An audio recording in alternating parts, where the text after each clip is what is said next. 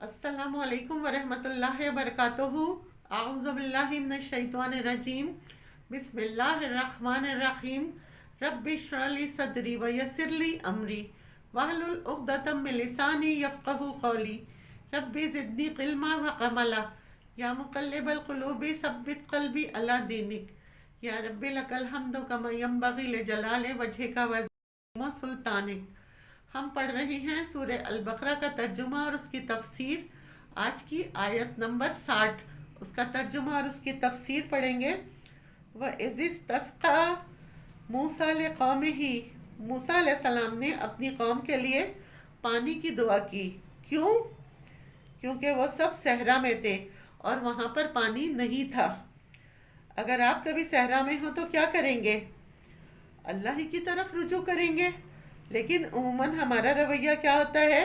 जब हमें कोई मुश्किल पेश आती है तो हम अल्लाह के बजाय इंसानों की तरफ ध्यान देते हैं। हालांकि होना क्या चाहिए?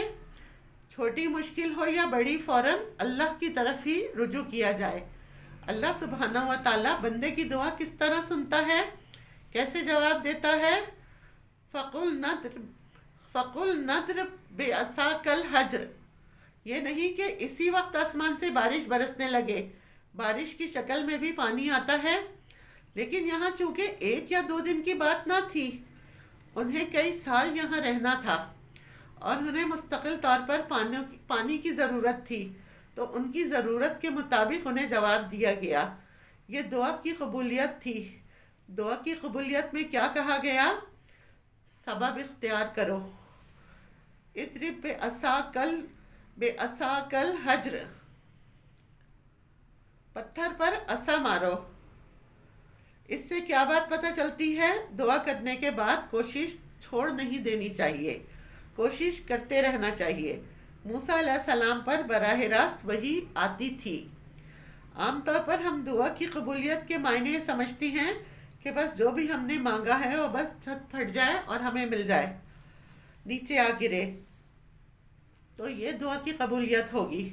जबकि दुआ की कबूलियत का हिस्सा है ये कि अल्लाह सुब्हानहू व तआला हमें रास्ते सुझाता है कि अब ये करो।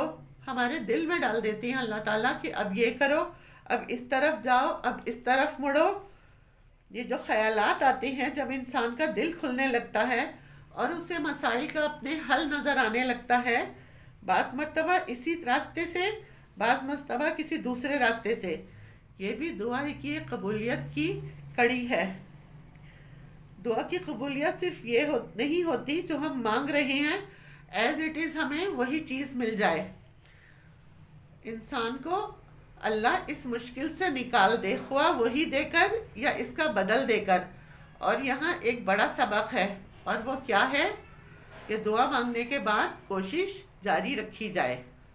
कोशिश शर्त है।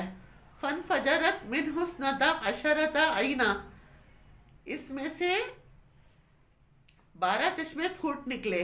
हज़रत मूसा अलैहिस्सलाम ने तो एक जनरली बात की थी, या अल्लाह पानी चाहिए। अल्लाह सुब्हानहू व तआला चूँकि अपने बंदों पर मेहरबान हैं, फजल करने वाले हैं, वो बंदे की मदद ऐसे तरीके से करती हैं कि बंदे को खुद भी नहीं पता होता कि उसकी इसके आगे मज़ीद क्या ज़रूरत होगी।